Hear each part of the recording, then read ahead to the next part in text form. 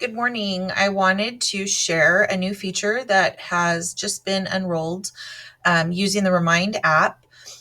So Remind now has a preferred language translation. And basically, what that means is that teachers and site admin have the ability to set the preferred language of any participant in Remind, a student or a parent, and that individual will receive messages in his or her preferred language.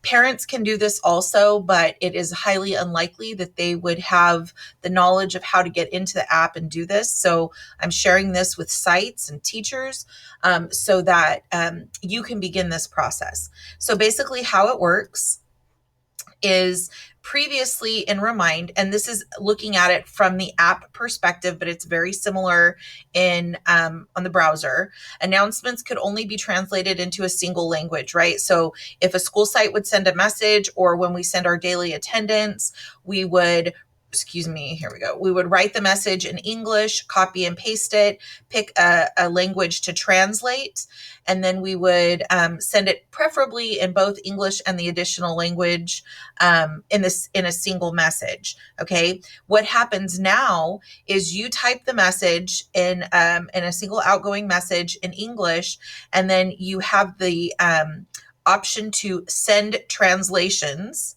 Okay, you have to turn on this tab. I believe the default is now for this to be on, which is fine. It's perfectly fine, even if you have done nothing. But if you have gone in and selected preferred language for some individuals who you know would prefer to receive messages in a language with which they're more comfortable, then you will see something like this at the bottom. So 23 English recipients and 10 in Spanish, 2 in Vietnamese, and so on and so forth. So it saves us the time of having to manually translate or click the button. Okay, and what it looks like now is this is the new translation icon, right? So again, when I type up my message, I'm going to click on this. If the default is on, it's going to show me exactly how many people are receiving the message in the various languages.